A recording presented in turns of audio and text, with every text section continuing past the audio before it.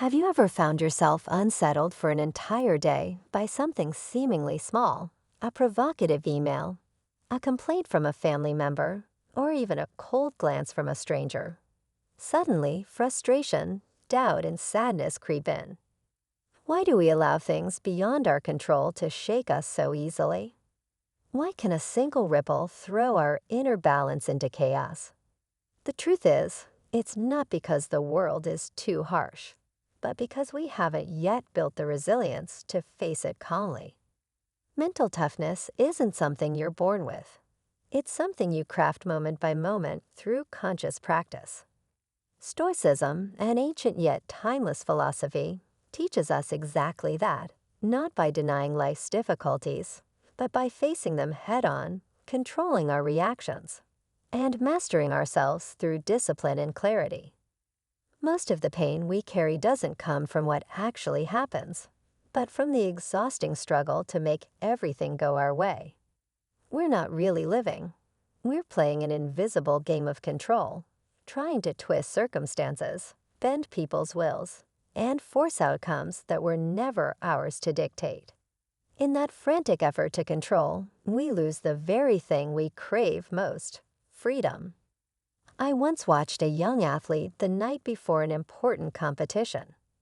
He stayed up all night, not to train, but to worry. He worried about his opponent, the weather forecast, the referee's decisions, the crowd's applause or jeers. I asked him gently, how many of those things can you actually control? He had no answer. The next day, he lost, not for lack of skill, but because his mind was already tangled in ropes he couldn't untie. True control is not about pulling the strings of the world. It's about gathering the strings in your own hands and knowing when to let go. Picture yourself sitting at a chessboard, but not your game. The pieces move according to someone else's plan. You try to predict every move, grow tense, frustrated, exhausted, attempting to play someone else's strategy. But you're playing the wrong game. Why not stand up, leave that board, and return to your own match, the one you actually have a say in? Or think of life as an immense stage.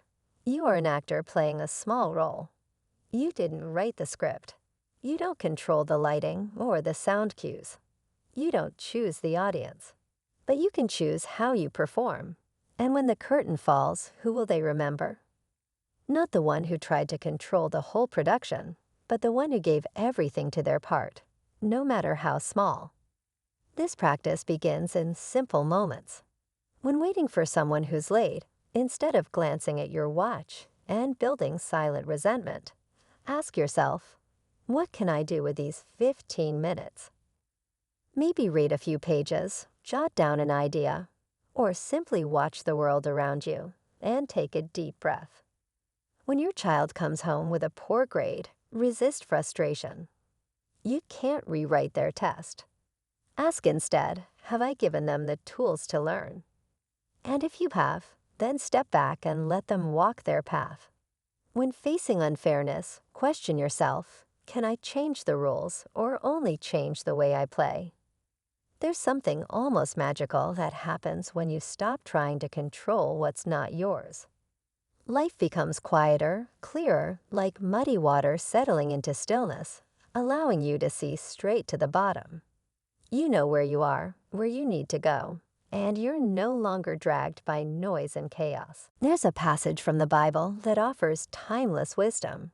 Do not be anxious about anything, but in every situation, by prayer and petition, with thanksgiving, present your requests to God.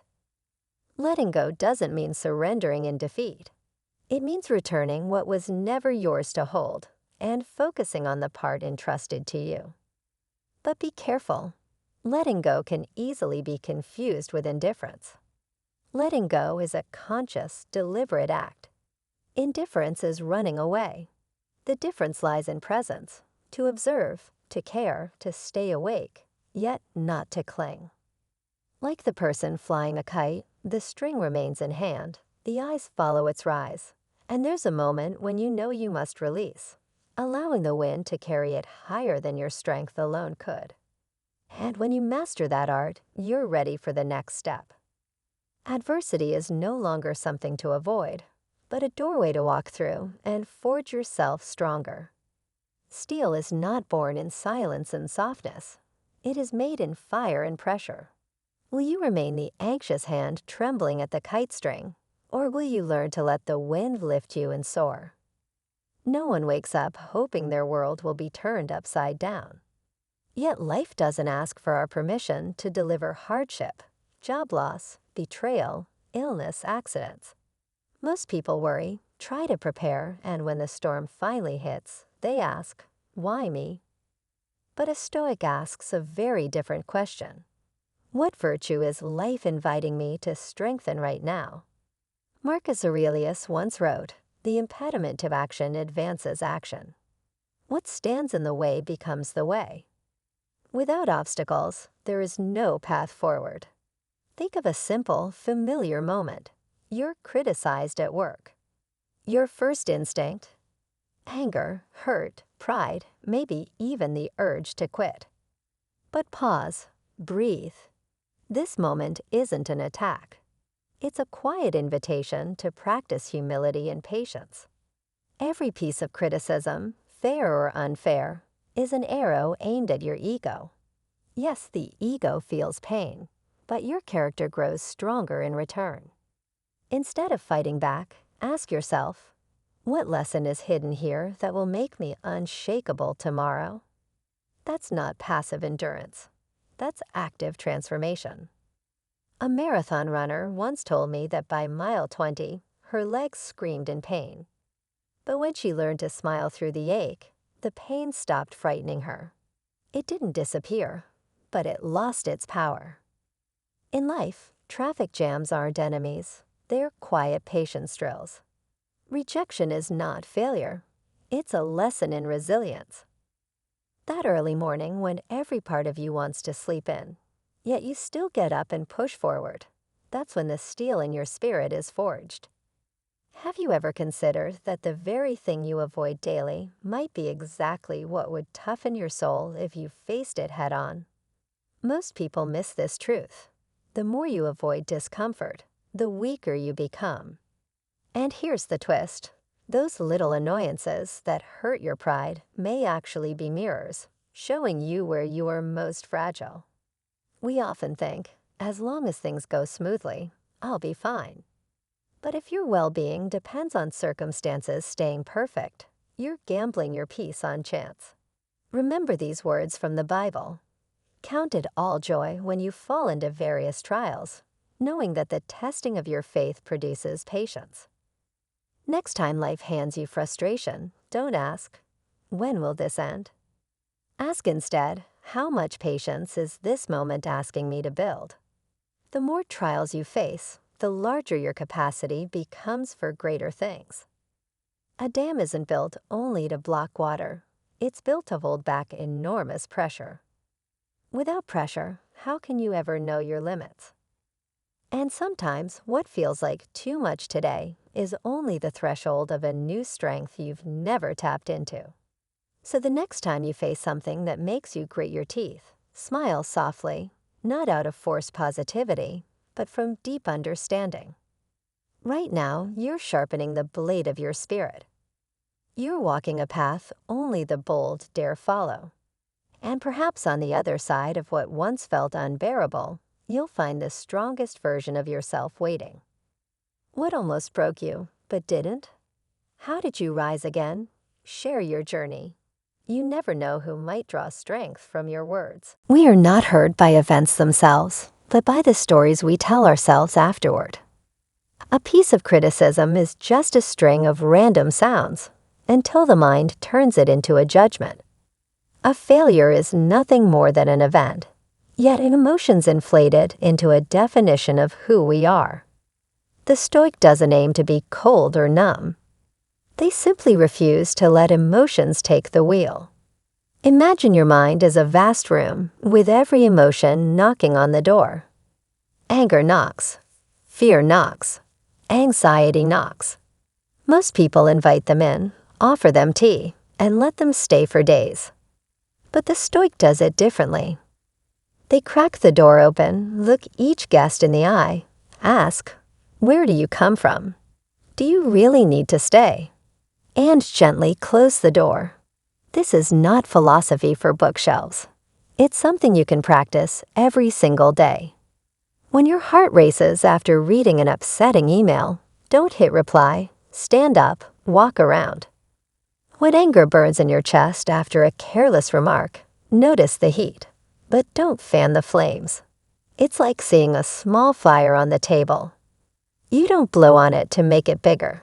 You calmly place a damp cloth over it.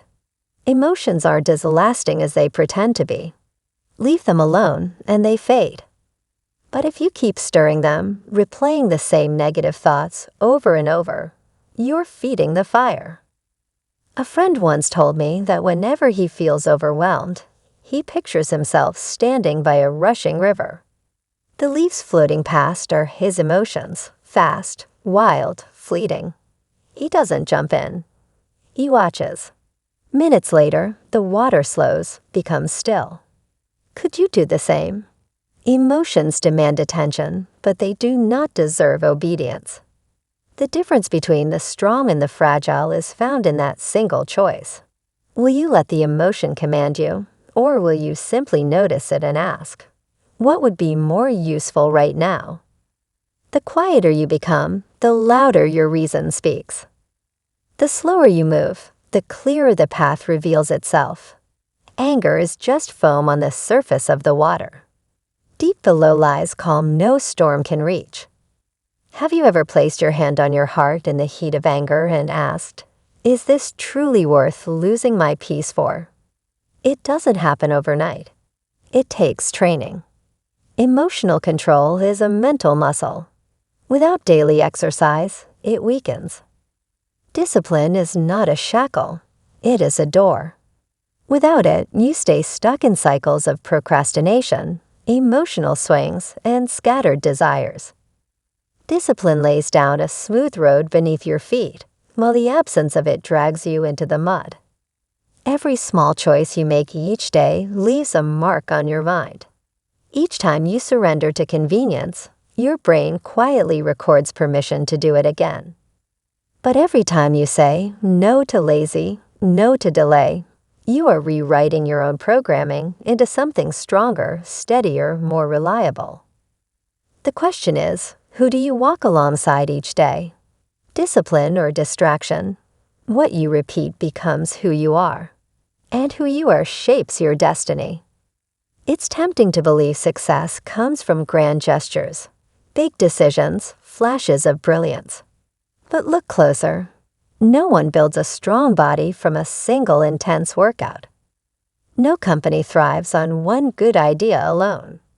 Everything lasting comes from thousands of small, silent decisions that no one else notices, except you.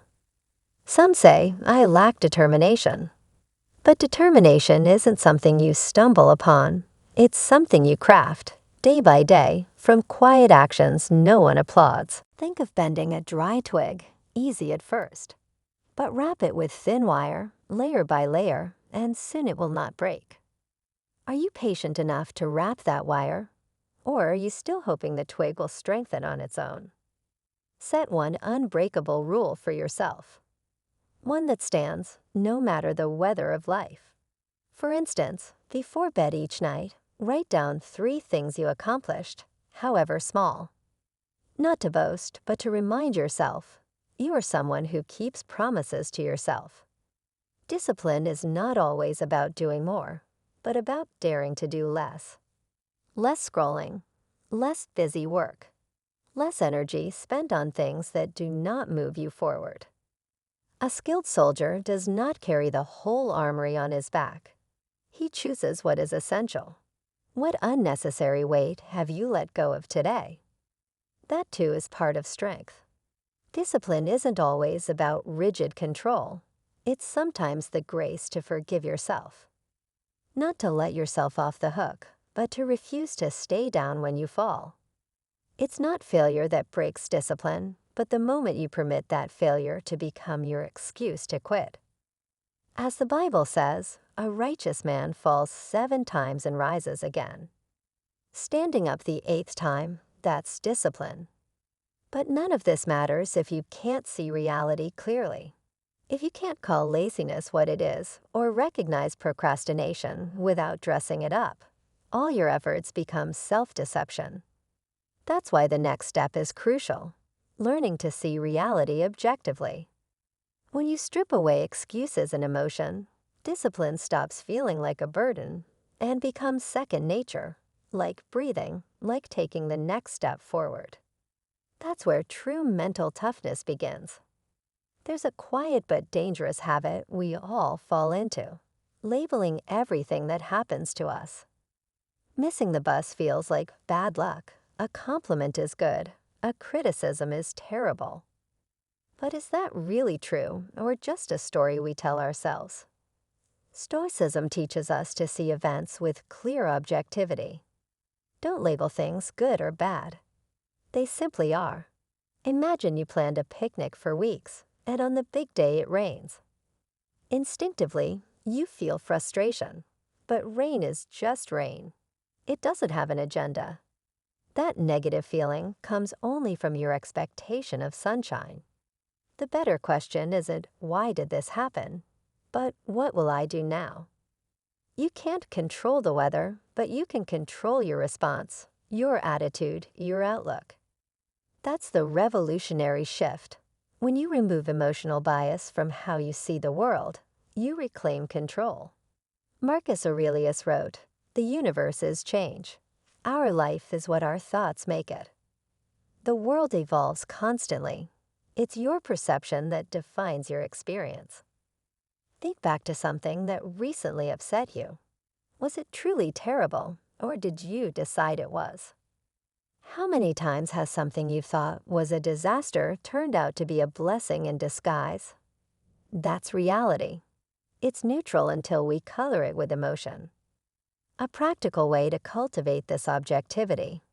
Next time you're angry or upset, pause and ask, is this truly a fact, or just my interpretation? Will this still matter in an hour, a day, a year? If not, let it drift away. Another exercise. Retell the event like you're explaining it to a stranger. No emotion, no drama, just facts. You'll feel the weight lift. Real calm doesn't come from a life without storms, but from walking through them with steady eyes and a fearless heart. Strength isn't the absence of hardship. It's the grace with which you face it. As the Bible says, "Be still and know that I am God." Learning to be still in chaos is to trust in a greater order, beyond your control or definition. If you're still here, it means you're doing something rare, sharpening your mind, disciplining your thoughts.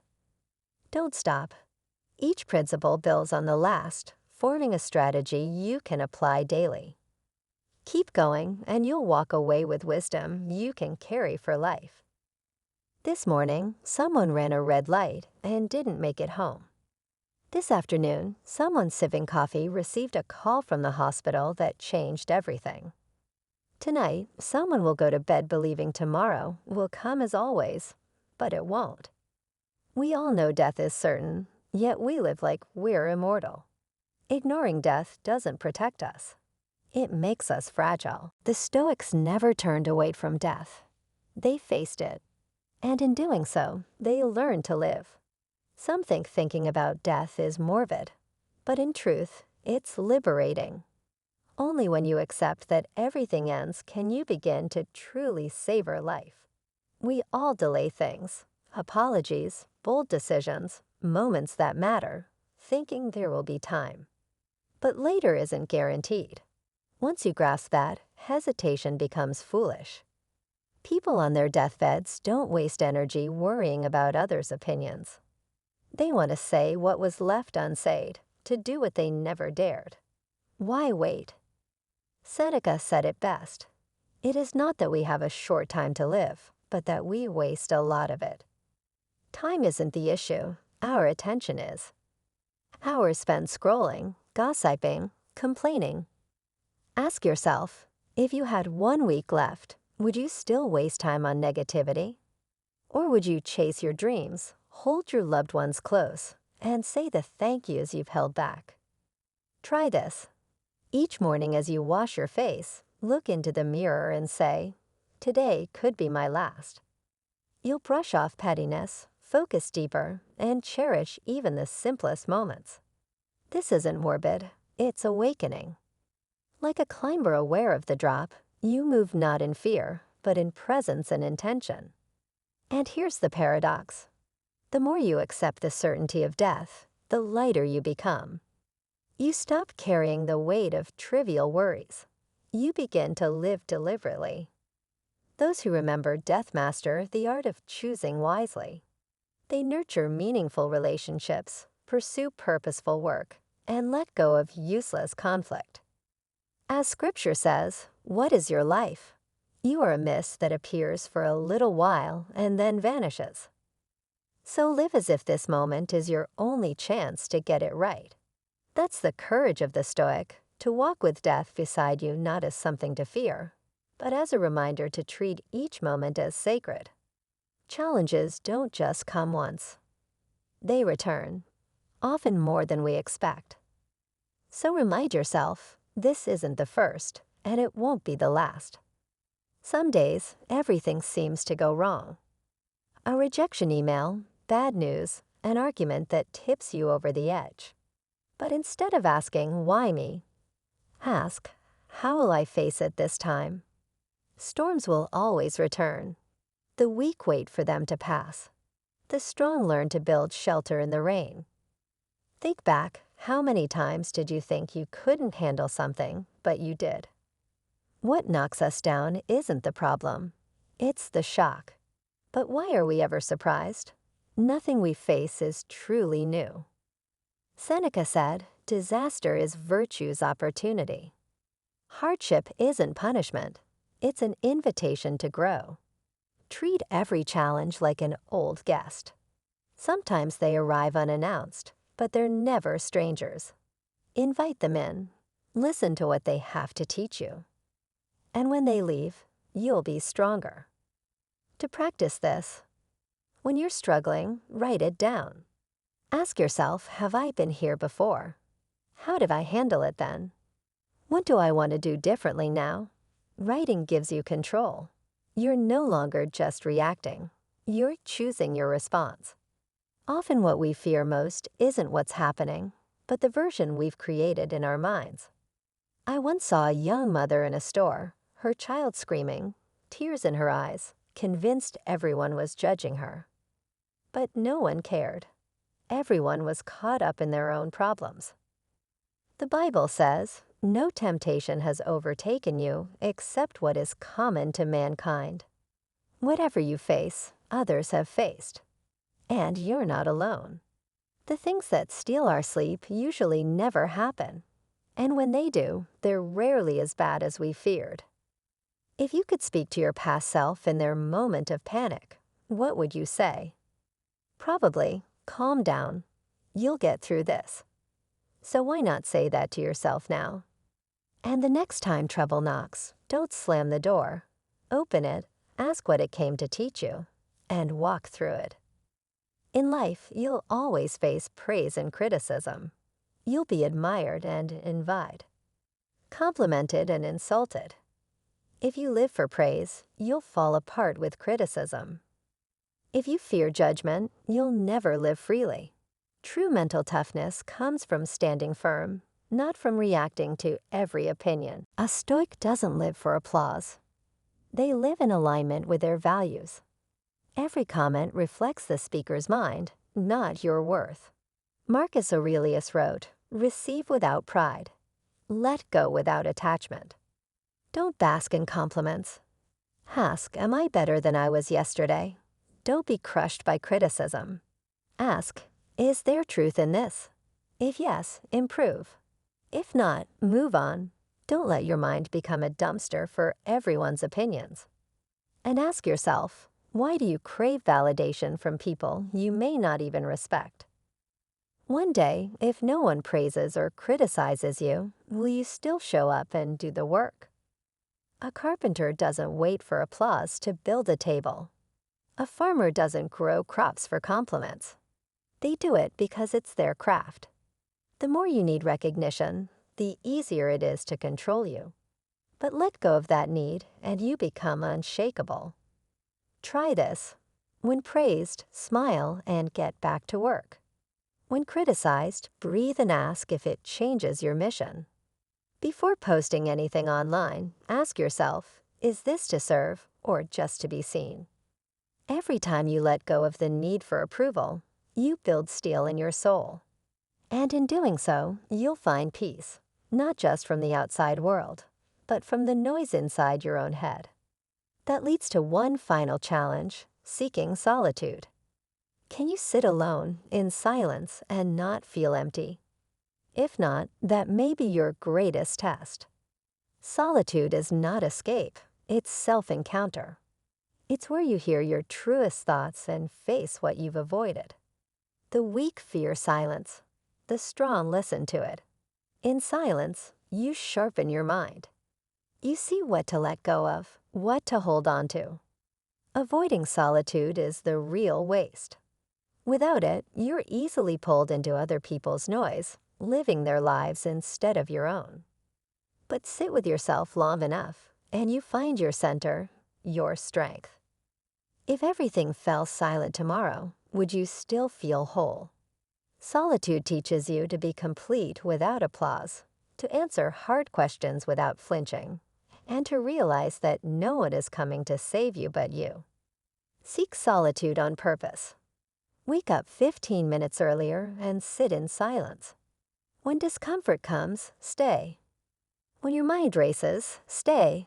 Listen, because if you can't sit with yourself, how will you stand when life shakes? Mental toughness isn't born. It's built, choice by choice, thought by thought.